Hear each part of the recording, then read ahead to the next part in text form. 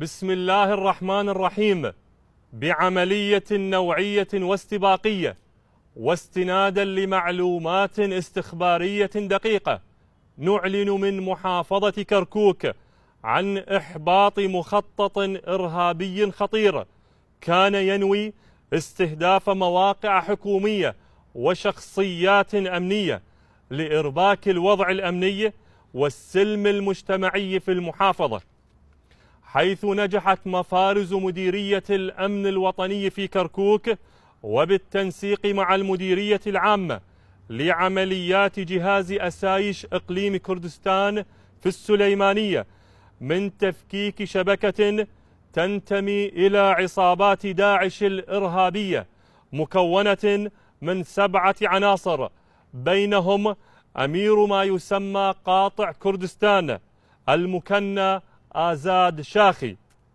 وبفضل الجهود الاستخبارية المتميزة لأبطال جهازنا تم تحديد موقع هذه الشبكة الإرهابية، وخلال عملية المداهمة جرى اشتباك مسلح أسفر عن انتحار أحد الإرهابيين بعد محاصرته، وقد ضبط بحوزتهم استمارات انتماء إلى الكيان الإرهابي وبريد تواصل بينهم وكتب تحمل الفكر التكفيري وأجهزة إلكترونية ومعدات وملابس عسكرية وطائرة مسيرة. وفي ذات السياق فإن حصيلة الملقى القبض عليهم من العناصر الإرهابية في كركوك بلغت 50 إرهابيا صدرت بحقهم أحكاما قضائية ما بين إعدام ومؤبد. وفي إطار الجهود المبذولة لمديرية أمن كركوك بملف التهريب،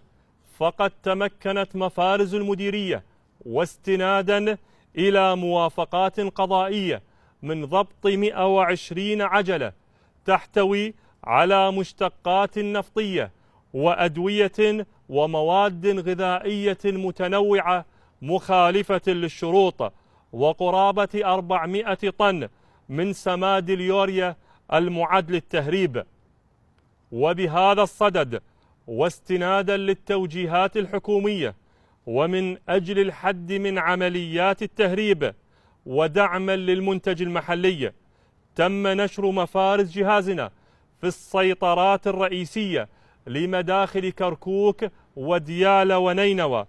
تتولى تدقيق عجلات الحمل وإصدار الوثائق عبر المنصة الرسمية للحفاظ على الأمن الاقتصادي الوطني.